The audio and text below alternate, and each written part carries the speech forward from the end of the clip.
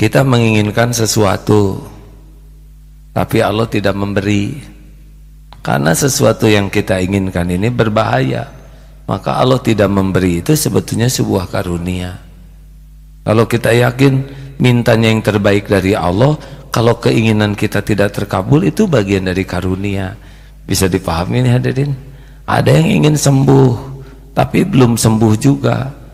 Kenapa? Karena boleh jadi Allah ingin menggugurkan dosanya lebih banyak lagi. Tidak ada yang lebih pahit dari berharapnya hati kepada kita. Allahumma aftah lana hikmataka ya Allah.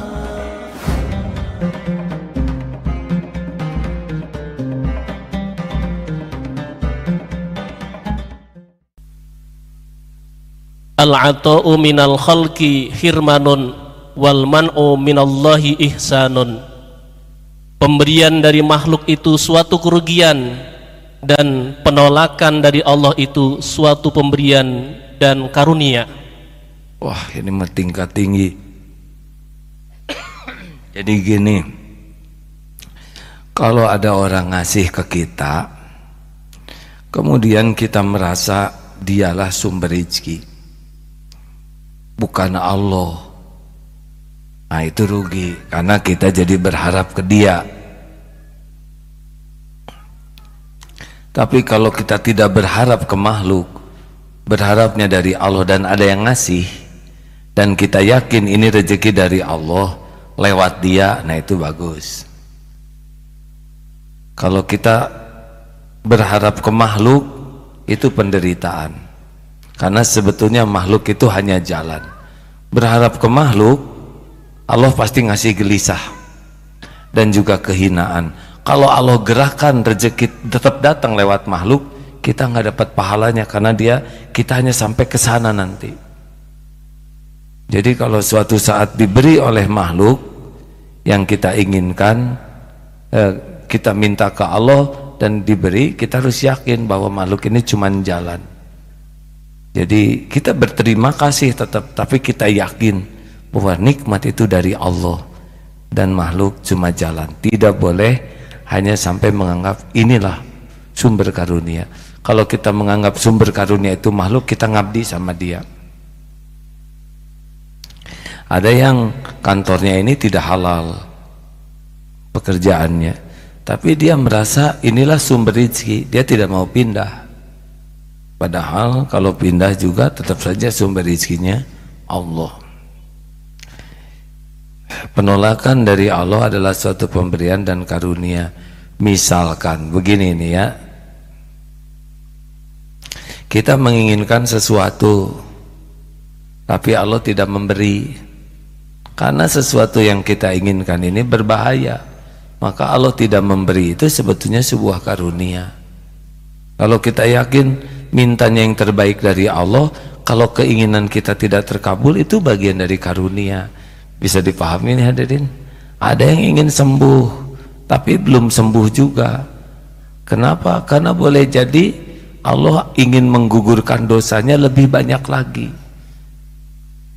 Dia ingin sembuh, kalau sembuh proses penggugurannya ya terbatas.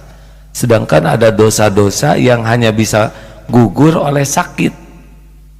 Nah sakit ini tuh membersihkan, jadi tidak diberikan kesembuhan waktu itu bukan berarti tidak dikabulkan, tapi Allah memberi sesuatu yang lebih baik. Tapi gimana hatinya dia belum sembuh, dibuat ridho, tinggal dipaya oleh Allah, dibuka hatinya ridho ke takdir, nggak berat. Kan yang membuat berat dalam hidup tuh nggak ridho kepada takdir. Seperti belum punya jodoh, kemudian dia tidak nerima takdir belum punya jodoh. Nah yang membuat menderita tuh bukan belum punya jodohnya, nggak nerimanya episode itu. Tapi kalau nerima, ya saya memang belum dititipi Allah, itu nggak berat lagi. Mungkin dengan saya belum punya jodoh, saya akan lebih mencintai Allah dan lebih dicintai Allah. Mungkin waktu ada jodohnya, dia terhalang ke Allah karena dia lebih sibuk dengan jodohnya. Jadi kalau udah dibuka hati mah, jadi kadang-kadang tidak diberi itu adalah karena itu yang karunia Allahnya. Jelaskah hadirin? Jadi kalau saudara nanti jadi capres, ada caper ya. Kalau coba menjelang menikah gagal menikahnya, karunia atau petaka? Jawab hadirin. Tergantung. Namanya juga bukan jodoh, gimana sih? Kalau bukan jodoh pasti nggak nikah lah. Lebih baik batal sebelumnya. Caleg yaitu calon lapis legit ya, udah keluar segala nggak dapet, nggak apa-apa. Kalau tidak ada takdirnya mah, tidak tertulis di lauh mahfud mah tidak akan terjadi. Udah nggak apa-apa. Tidak harus kok yang kita inginkan terjadi semua.